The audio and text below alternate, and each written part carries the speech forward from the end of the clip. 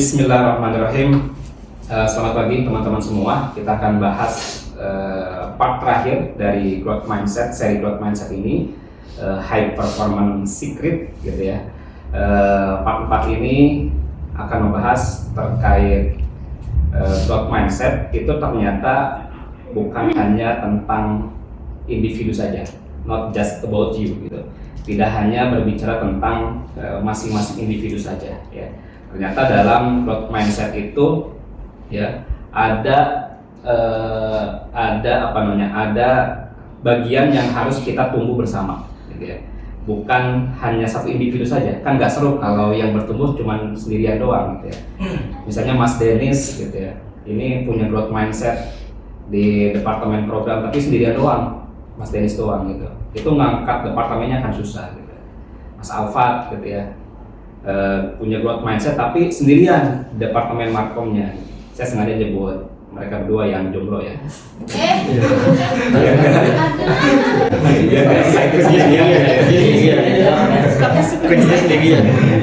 Jadi ya gak seru kalau excited sendirian gitu kan, bertepuk sebelah tangan kan soset gitu ya, gak enak banget gitu. Jadi kita harus tumbuh bareng, kita harus bersama-sama growth-nya supaya seimbang gitu ya, sama-sama kita punya pemikiran, sama-sama kita punya mindset, sama-sama kita punya semangat untuk bertumbuh bareng-bareng, sehingga tumbuhnya itu akan lebih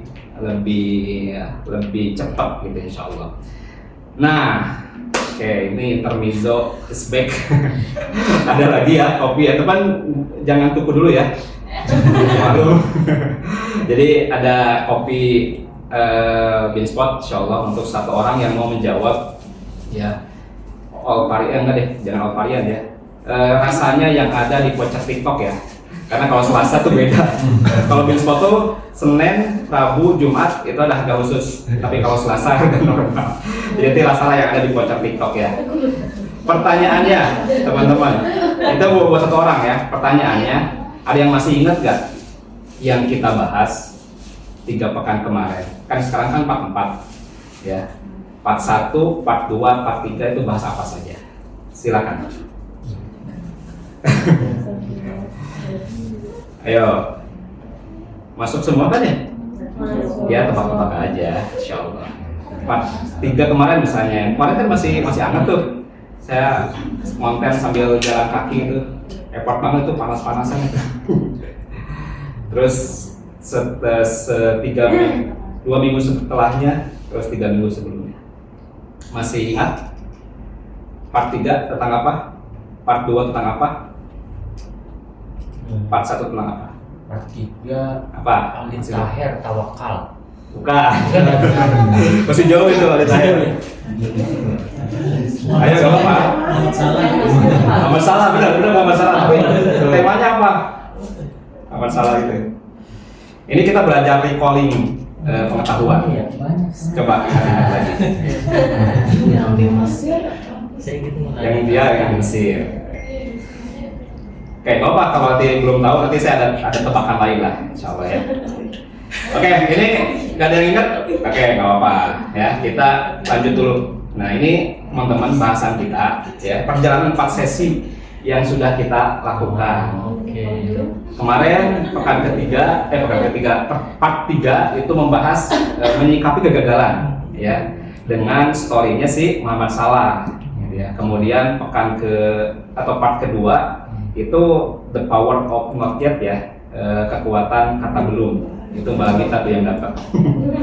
Kemudian part 1-nya kita berbicara tentang otak, tentang neuroplastisitas, bahwa kemampuan itu bukan bawaan lahir tapi hasil latihan yang konsisten terus menerus. Jadi ini kurang lebih perjalanan kita dalam growth mindset itu ya. Dan insya Allah hari keempat ini kita akan belajar bukan hanya tentang individu untuk meningkatkan growth mindset ini, tetapi bagaimana kita menumbuhkan budaya growth mindset di dalam tim atau di dalam organisasi, gitu ya insya Allah. Jadi satu orang tumbuh itu baik ya, tetapi seluruh tim yang tumbuh bersama itu bisa mengubah segalanya insya Allah. Kita akan mulai dengan sebuah kisah teman-teman Ya ini polanya hampir sama ya. Jadi saya akan mulai dengan kisah supaya teman-teman bisa lebih nempel lagi gitu ya. Kisah perusahaan yang kehilangan semangatnya. Kenapa kehilangan semangat, teman-teman? Ini kisah perusahaan ini ketika tahun 2000-an. Tahun 2000-an awal ini perusahaan ini kalah saingan dengan beberapa pesaingnya. Ya, di lini bisnis gadget dia kalah dengan Apple. Di lini search engine dia kalah dengan Google. Ya, di lini bisnisnya cloud atau memori gitu ya, cloud itu kalah sama Amazon. Ya. Dan mereka merasa bahwa perusahaan mereka sudah diambang penurunan, diambang kebangkrutan. Produk-produk mereka terasa usang, sehingga karyawan-karyawan yang mereka ada di dalam perusahaan tersebut sudah kehilangan semangat lagi, gitu ya. Sehingga mereka ya sudah lunglai lah, sudah nggak semangat lagi gitu, udah kayak lelah banget gitu ya di perusahaan tersebut. Tetapi pada tahun 2014 itu datang CEO baru namanya Satya Nadella. Ini yang bisa nebak perusahaannya dapat kopi ya. Apakah perusahaan yang dipimpin oleh Satya Nadella? Silakan jawab. Silakan Pak Kevin. Android. Bukan. Silakan peminta. Nokia bukan. Siapa lagi? Ini perusahaan software yang sering kita pakai. Microsoft. Siapa yang mau dulu? Tapi Mas Denis angkat tangan duluan. Kopinya buat Mas Denis.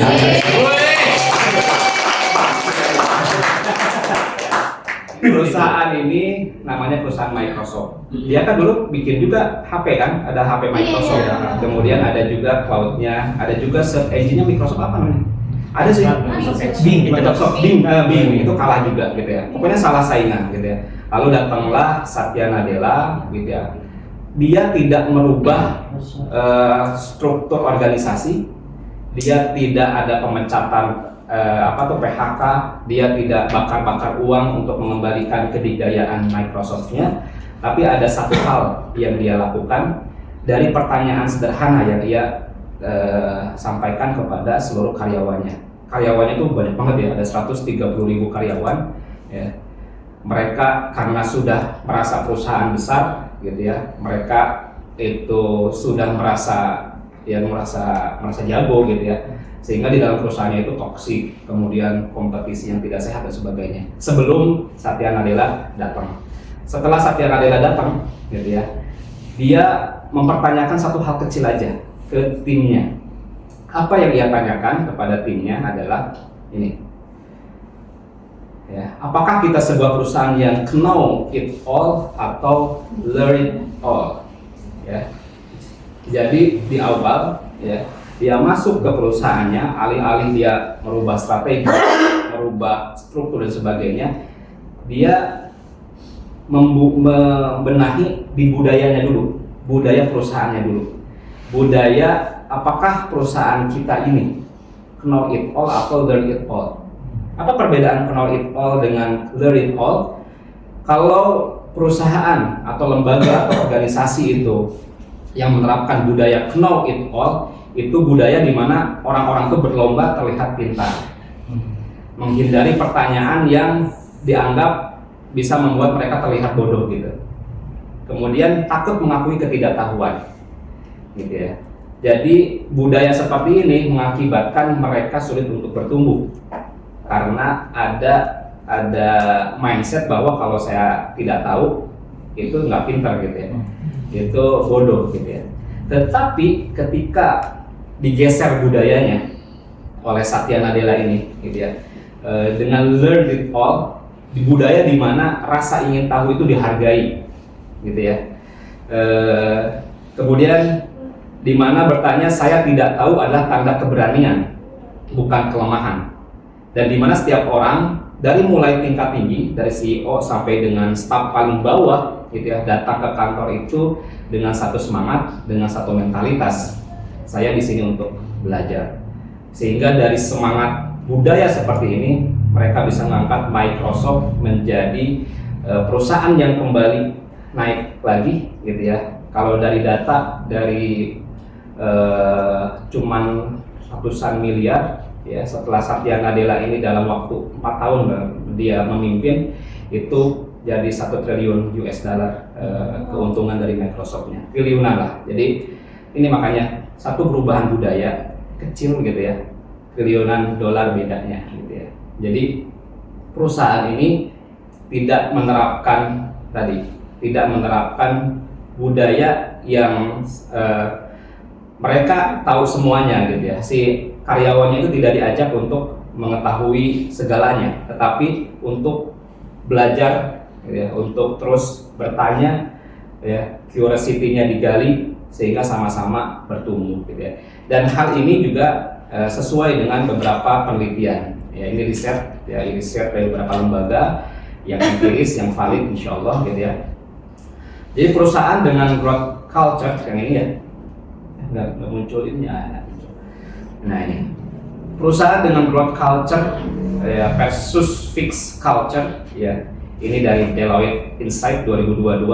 Perusahaan dengan growth culture itu memiliki pertumbuhan revenue lebih tinggi 3 kali lipat. Ini bayangkan, perusahaan dengan growth culture itu memiliki pertumbuhan revenue 3 kali lipat. Kemudian 47% retensi karyawan lebih tinggi. Retensi itu kebertahanan ya, karyawan itu betah di suatu perusahaan gitu ya, bertahannya itu 47% lebih tinggi ya, di organisasi yang aktif berinvestasi dalam pembelajaran tim. Ini dari LinkedIn Workplace Learning 2023.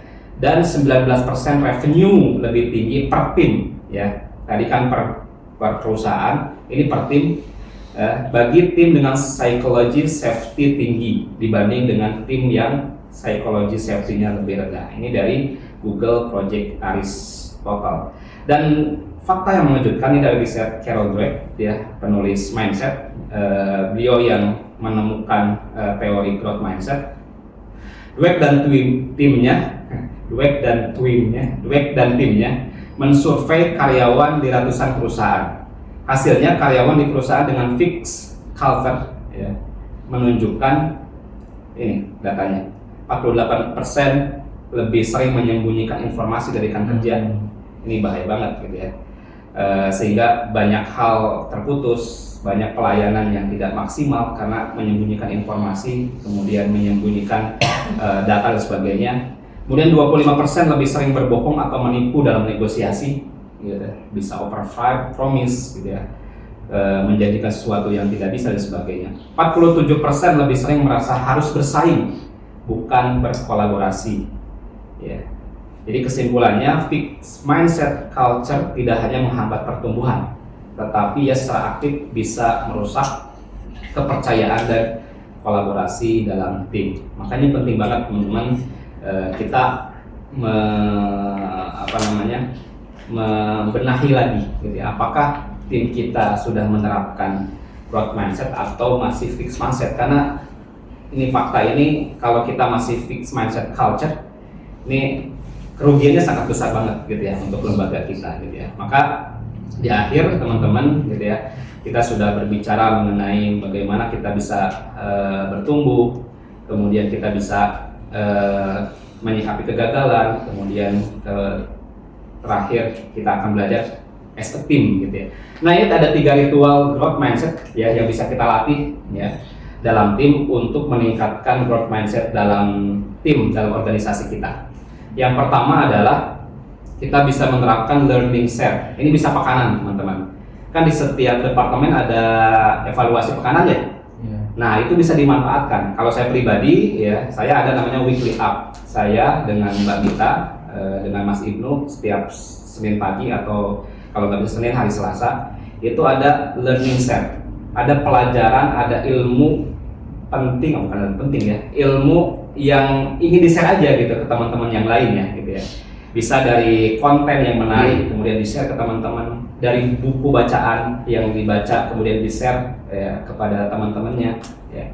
Ini bukan tentang besar kecilnya ilmu tersebut, bukan untuk mengagumi suatu pengetahuan dari seorang tersebut, bukan. Tetapi bagaimana di learning share ini kita membangun budaya untuk berbagi pengetahuan dan budaya untuk belajar bersama. Gitu ya, di learning share ini. Jadi objektifnya adalah di learning share itu setiap pekan kita lakukan, kita bagi share itu gantian gitu ya setiap pekannya. Ada ilmu apa nih yang bisa kita share gitu ya. Ini tujuannya untuk tadi, untuk budaya berbagi pengetahuan, dan kedua adalah budaya untuk belajar bareng. Yang kedua ada namanya Failure Friday. Ini bulanan. Kalau tadi kan mingguan tuh, misalnya di rapat pekanan itu sebelum mulai atau di akhir sesi evaluasi gitu ya, bisa menyampaikan. Nah ini kalau ini bulanan, Failure Friday. Ini nama saja ya, boleh nggak hanya Jumat doang, nggak hanya Friday gitu ya. Pokoknya ketika misalnya ada pertemuan bulanan, itu menyampaikan apa kegagalan yang teman-teman rasakan, yang pernah teman-teman lakukan, tapi itu ada pelajarannya. Ya. Jadi di sini belajar untuk mengakui kesalahan, belajar untuk mengakui kegagalan. Di balik itu ada hikmah yang bisa kita ambil. Kan pekan kemarin kita sudah belajar ya bahwa kegagalan itu adalah data. Sehingga dari kegagalan itu bisa ada data-data yang untuk dipakai untuk perkembangan tim kita selanjutnya. Jadi ada learning share ya, ini pekanan, ada Failure Friday, ini bulanan ya, sharing kegagalan kita, dan yang ketiga adalah stretch assignment. Stretch assignment ini adalah memberikan tugas yang tidak nyaman untuk stafnya atau untuk bagian-bagian tertentu. Bukan untuk membuat si orang tersebut kewalahan, tidak, tetapi untuk belajar bagaimana ia bisa, kan stretch itu apa tuh, meral gitu ya, melar gitu ya. Jadi untuk memaksimalkan potensi si orang tersebut gitu ya. Tetapi jangan ngasih tugas ditinggal begitu saja. Dikasih tugas kemudian tetap dimonitoring, tetap juga ditanyakan apa yang dibutuhkan gitu ya. Kemudian dikasih bantuan segala macamnya. Sehingga stretch assignment ini bukan hanya sekedar ngasih tugas tambahan gitu ya. Tetapi bagaimana tetap masih tugas tambahan yang di luar misalnya job desk-nya, kemudian di luar kenyamanannya, untuk tujuan meningkatkan potensi orang tersebut gitu ya. Jadi ini 3 hal ya, 3 ritual growth mindset dalam tim yang bisa kita latih teman-teman. Mungkin nanti di HR juga Mbak ya, bisa dimasukkan juga tuh hal-hal ini untuk bisa menumbuhkan budaya growth mindset di dalam perusahaan. Terakhir insya Allah teman-teman ya, kita belajar growth mindset itu bukan tujuan gitu ya. Ia adalah cara hidup. Ini jangan baca ini ya. Dan cara hidup itu dimulai dari satu pilihan kecil setiap hari. Seperti tadi gitu ya, Satya Nadella alih-alih dia merubah hal yang fantastis yang gede banget, tapi ia memilih satu pilihan kecil ya, merubah bagaimana know it all menjadi learn it all. Dan insya Allah ya mulai pagi hari ini ya kita juga bisa menggeser tuh. Dari awalnya kita merasa sok jago gitu ya, mengetahui segalanya, kita turunkan menjadi humble gitu ya. Kita menjadi learn it all, dan kita bisa semangat belajar bersama-sama. Insya Allah seperti itu teman-teman untuk part keempat ini.